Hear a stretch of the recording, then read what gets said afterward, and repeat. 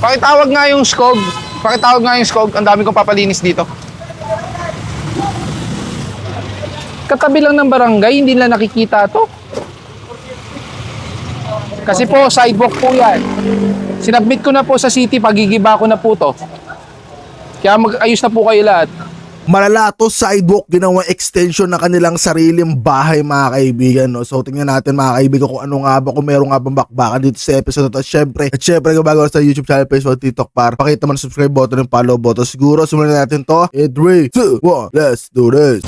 Pakitawag nga yung skog. Pakitawag nga yung skog. Ang dami kong papalinis dito. Katabi lang ng barangay, hindi nila nakikita to. Kasi po, sidewalk po yan. Sinubmit ko na po sa city, pagigiba ko na po to. Kaya mag-ayos na po kayo lahat.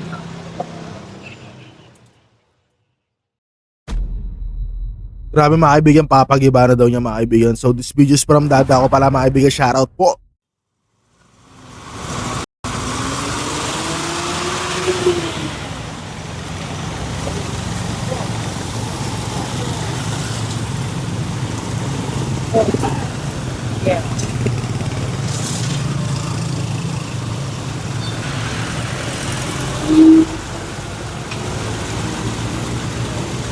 Magandang umaga sa inyong lahat. Ngayon ay July 7, 2026 at sa oras na 8:50 ng umaga. 8:50. Nandito tayo ngayon sa may Cordillera at sakop ng Quezon City. At nandito ngayon ang Special Operations Group ng MNDA at papasadahan yung mga ilang mabuhay lane magmula dito sa Quezon City hanggang Maynila. So yung part na papasada sa Maynila regarding sa mga tawag dito, illegal parking part ng Sampaloc, Manila.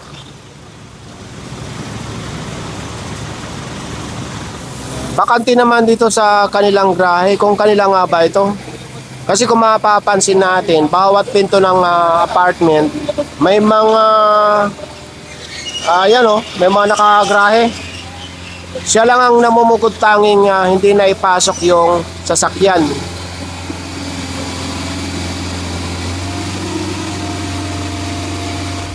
Itong traffic light na ito, yung kahabaan na yan, pakaliwa at pakanan, yan ang E. Rodriguez.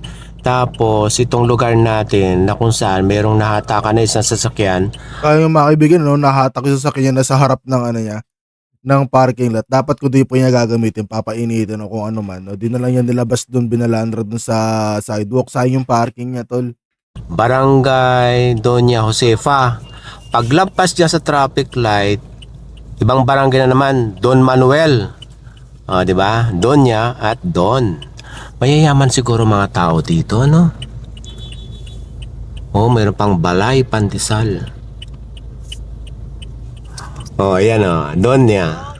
Mag-asawa siguro itong dalawang ito. Diba? Ito yung part pa rin ng mabuhay lane. Nasa Maynila na tayo. Nasa Jitwason. Dito sa Jitwason, ayan kumaliwa dito sa Cebu Street. Isa raw ito sa mga complaint. Itong Cebu Street ay merong one-side parking. Sa kaliwa, malamang. Yung mga nasa kanan ang matitikitan at posibleng mahatak. Tapos, dito naman sa may one-side parking, ayan, nakikita nyo. Okay yan, hindi yan titikitan. Itong matitikitan dahil nakasampas sa sidewalk. Ayon sa MMDA enforcer, yung mga nakasampas sa sidewalk, yung mga nakaharang sa gate, or nasa corner, yan ang matitikitan katulad nito. Nasa corner ito. Ano ba ito? Eskinita? Hindi. Papasok sa isang bahay sa looban. Nakausli yung kanyang unahan. Yung unahan ng kanyang sasakyan.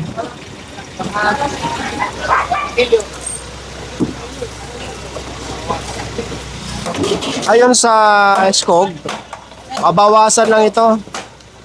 Tapos ilan na lang daw magtatabi yung may-ari dahil medyo marami itong mga nakabalang sa bangketa.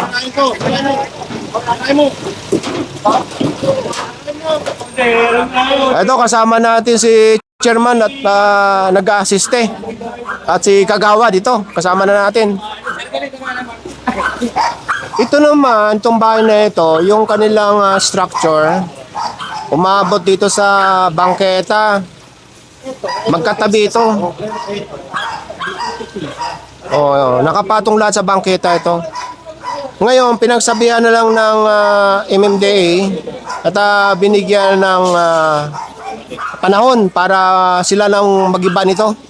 May labas lang yung bangketa.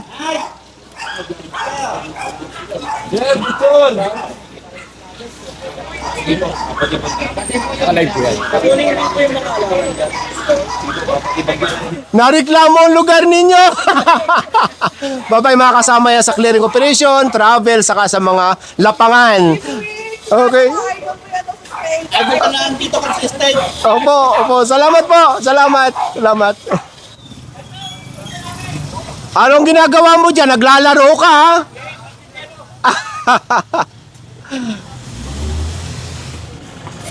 Nasa ano pa rin tayo? Nasa Cebu.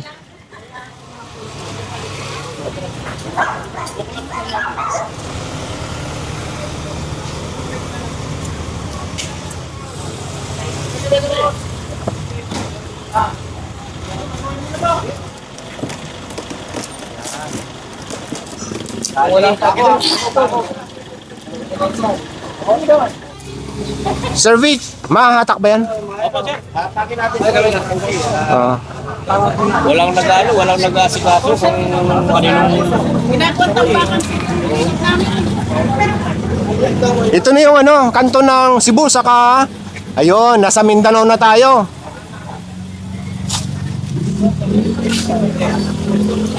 Iba rin yung Mindanao, doon sa may malapit sa North EDSA.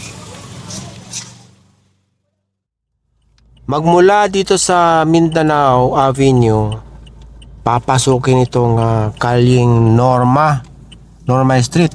May kakiputan. Masikip itong kalsadang ito. Makipot talaga itong Norma. Ayan ang one-side parking sa kanan. Dito sa naka-park sa kabila. Ibig sabihin sa liwa. No, kaya tinitikitan. Mahatak na yata. Nandito na si Sir Gab. Sa sikip na to, nagka one-side parking pa. Thank you. Good morning, sir. Morning po, Kap. Nagawan ng one-side parking to, Kap. Pinaano ko nga po. But, anyway, sige. Kung may city council approval po kayo, medyo lang ako, hesitant lang ako sa nangyaring kasi ang sikip ng kalsada. Tapos, magkaroon tayo ng one-side parking. Paano po kaya yan kapag nagkaroon ng emergency? Yun nga po, actually, sir, ito nakamonitor naman to sa akin. Opo. Kaya nga ginawa ko ng ganun. Kesa naman yung may motor sa kabila may Tama naman po. din. Para at least ito, kahit pa paano, maliit na namin ito. May madadaanan. At least kailangan ma-cleared lang po yan para at least. Pero sana yung iba, may mga garahe naman, no? Sana, as much as possible, i-park na lang sa loob, kahit na may one-side parking. Although I'm not questioning the legalities, since meron naman kayong ordinansa na aprubahan, ang sa akin lang is based on, syempre, public safety. Pag nagkaroon ng emergency, mahihirapan pa rin pumasok. Kaya siguro, kung yung mga iba naman na may garahe naman po, baka pwede nating siguro paalalahanan na lang. Oo, na iparada sa loob. Tulad ng mga to. May mga garahe naman. 1, 2, 3. May mga garahe naman. Opo, para lang, just in case lang. Para at least hindi lang magkaroon, hindi natin masabi.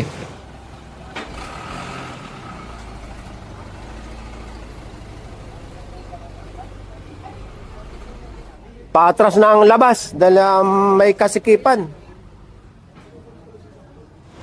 City po ba nagpintura? Kami, sir. Kayo po. Para ma-distinguish lang yung left and right. So hindi ito parking slot.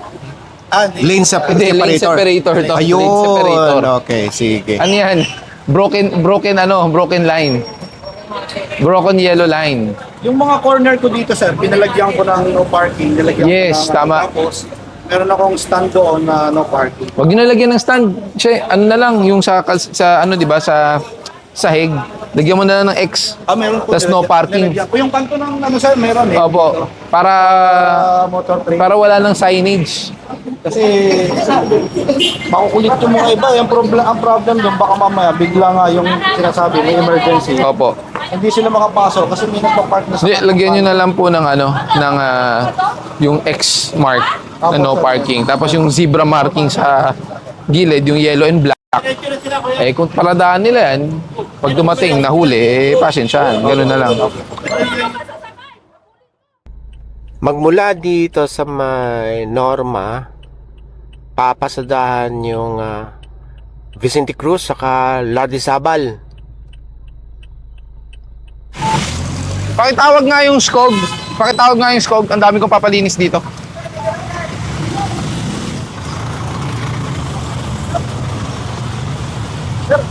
Ito may violation ako. Dito po ako nawan. Ano po sir? Illegal parking lang po. Ticket na lang po. Opo, ticket po. Andiyan naman kayo. Pero na ng license nyo, ha?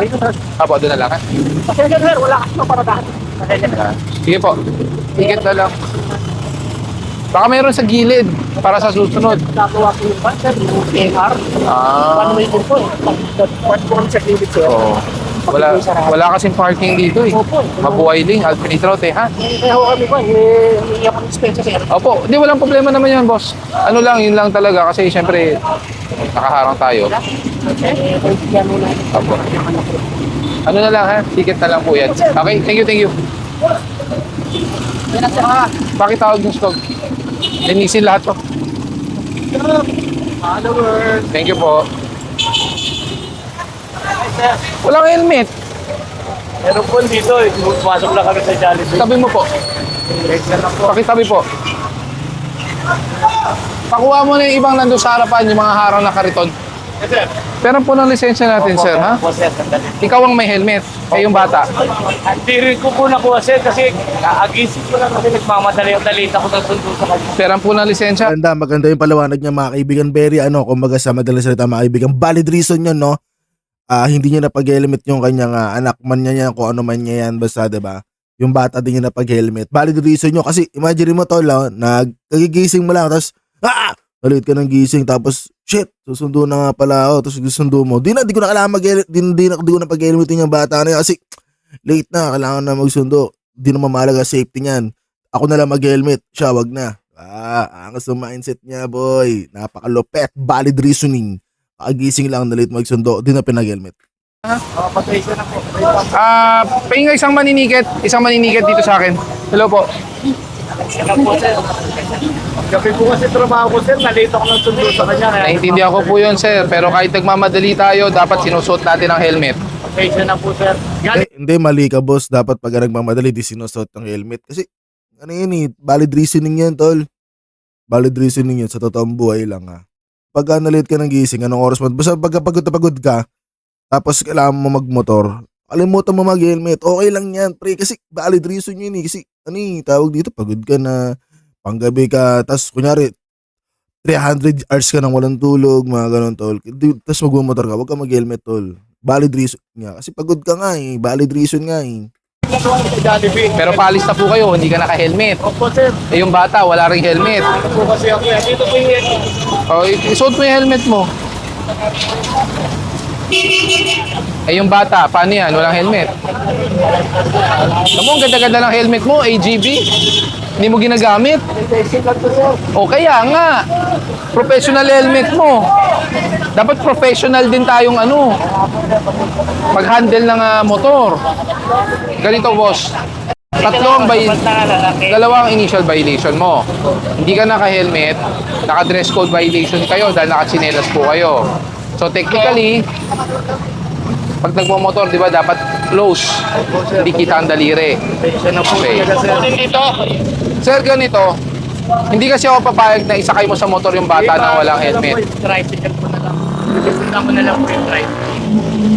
Bakit di ko na lang bigyan ng helmet yan para mayroong magamit na helmet sa susunod? Salamat po, sir. Pasensya na po Pero, talaga. ang violation mo initially 1.5 plus 500. 2,000. Pag bibigyan kita, bibigyan ng konting konsiderasyon. Yung dress code yung ititicket ko sa'yo, 500. Bibigyan ko siya ng helmet. Bayad Center, Land Bank, GCash. Okay sa'yo, ha? Saan? Huwag mo, ano yung bata. Tapos ikaw, carbon lodi. Ikaw talaga, ganda-ganda ng helmet mo. Pakuha nga ng helmet pababae na bata. Wait ka na po. Gusto mo ba ng helmet? Gusto mo? Bigyan kita helmet. Thank you po. Salamat ha. Mag-ingat lagi ha. Ano kayo? Mga toda? Ayos ha. Okay, may uniform. Halika. Mahilig ka ba sa Hello Kitty? Okay lang sa ito? Gagamitin mo ha? Pag nagmo-motor, kailangan naka-helmet. Tama? Bakit? Ba't kailangan naka-helmet? Para safe. Diba?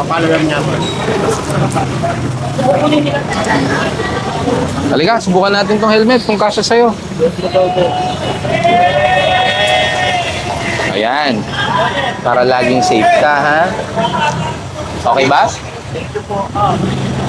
You're welcome. Ingat lagi, ha? Okay. Kuya, next time, ha? Sige. Ayoko na mauulit, ha? Lalo na sa mga bata. Sige po. Pwede ko pa-picture, follower niyo ako eh. Sige.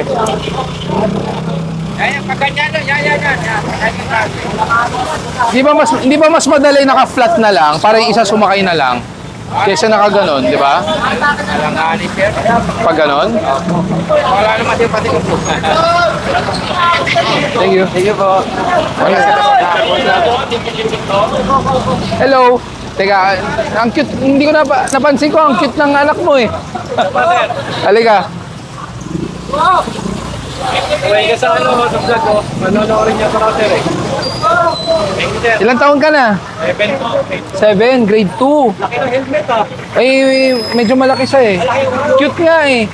Magkaawid kayo. Kaya sir, Halika. magkakawit tayong tatlo sir. Oo nga, halika, sama ka.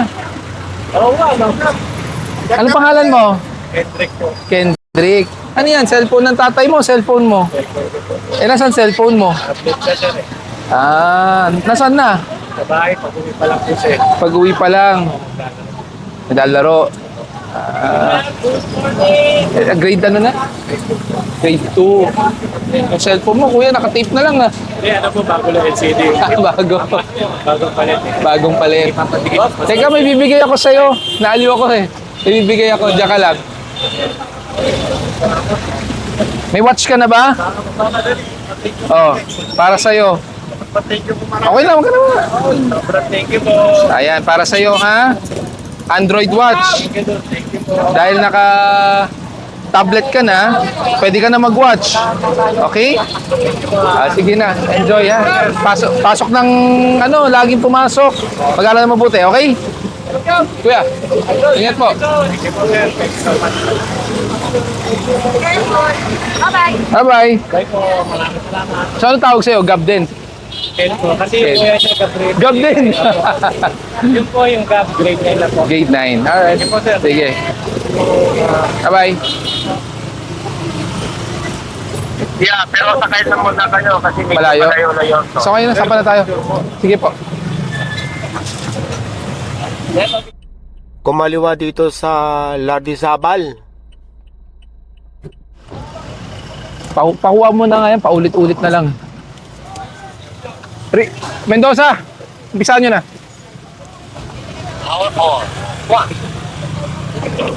Pakuha nyo yung mga gulay. Tanggalin nyo na yung payong. Pinagsabihan na yan eh. Ilang beses na po kayo napagsasabihan, ayaw nyo talaga makinig. Pati yung kabila. Pati yan oh. Pati yung tindahan na yan. Imbis na mawala, nag-improve.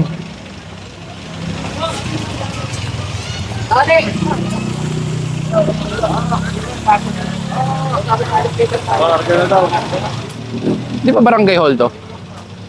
Barangay hall ba to? Ay sir. Ano yung barangay hall yan? Katabi lang ng barangay, hindi nila nakikita to. Oo, kuya, pinapayagan kayo ng barangay. Oo. Pati yung kabila, pati kabila. Bilis, nailigpit na yung ano. Yung cart. Tatlong. Kuya, bitawan mo yan. Bitawan nyo. Bitawan mo sabi. Pati yung mga kalat sa likod, kunin nyo. Kunin nyo na lahat. Huwag na kayong magtira.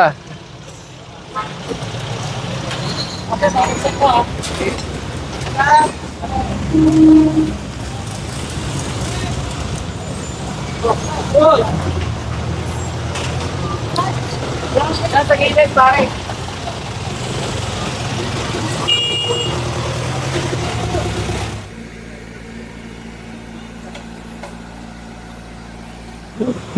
Oy, Skog! Alisin lahat! Sige na, linisin natin yan. Iwan nyo na lang yung halaman. Dito, time 3. Ay, gusto kong tanggalin yung loader, yung ano, STL.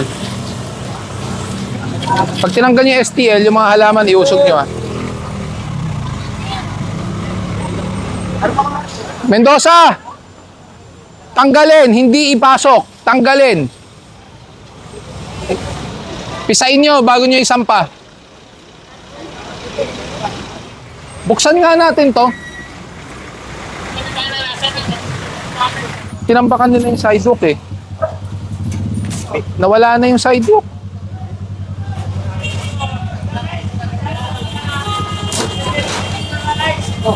Gusto nyo dibain yung tindahan eh. Kaya nga, pinapatanggal ko nga yun eh. Ang problema dito, lahat kinuha. Hanggang dun. Wala na, Vic. Vic. Pag tatapisin natin lahat to. Hindi pwede. Malaking trabaho to. Wala, hindi pwede.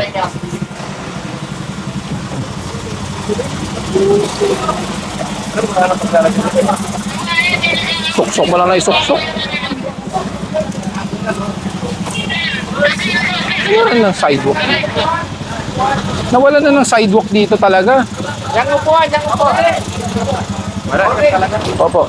Galing kaya. Wala na kayong sidewalk. Ginawa ng extension lahat ng bahay. Laking gibaan to. Sige po.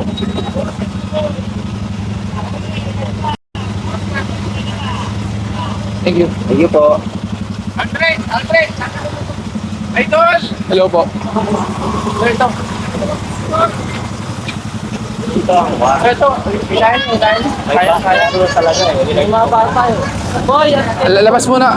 Atras muna kayo. Pasok muna kayo. Ito nga. Hi, boss. Morning.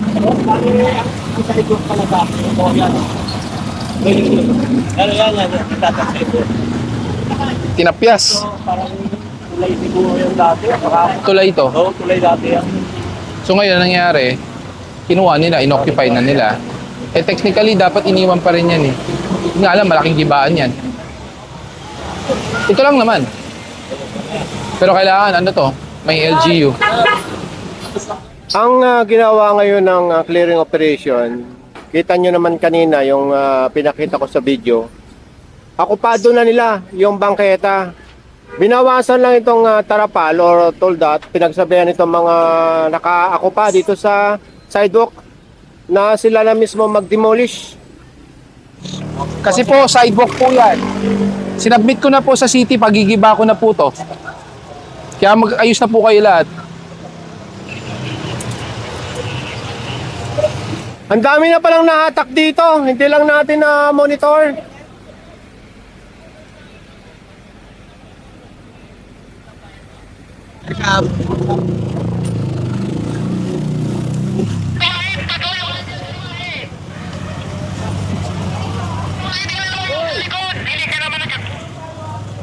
Tingnan nyo aling fire truck ang pwede nyong sampulan.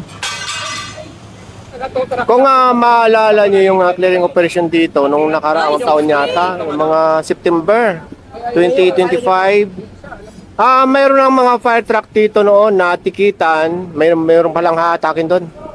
Tapos, yung lugar na ito, puro tampak noon. Kung maalala nyo. Ngayon luminis. Yun nga lang, mayroon pang isang fire truck doon. Ito, andyan na yan dati. Paikot pala ito. Tapos ito, hatak-hatak na.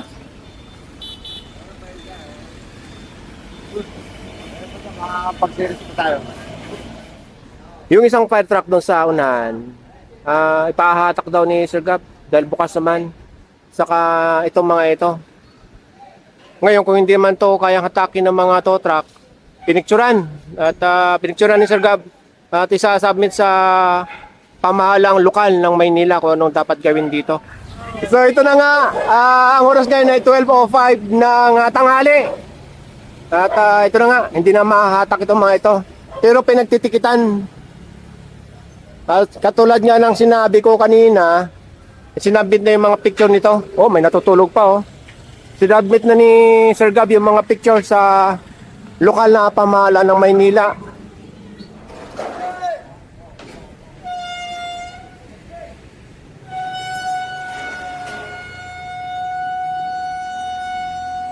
Ay, tropa, ready na kayo! Ready na kayo, ready na! So mga kaibigan, wala masyadong bakbakan dito tol. Medyo may mga tension lang pero di natutuloy mga kaibigan. Siguro abangan natin yung susunod na episode yung babakbakin na talaga yung mga kaibigan. Sigurado meron may tension ng konti doon tol. Kasi syempre babakbakin na yung bahay nila eh. So mga kaibigan, siguro dito na magkita natin sa susunod na episode. Maraming salamat sa panonood. At kung bago ka sa YouTube channel, Facebook and TikTok tol, pakita mo na subscribe button or follow button at hanggang dito na lang. Maraming salamat. To the answer, peace. See you on my next reaction video and commentary. Let's do this!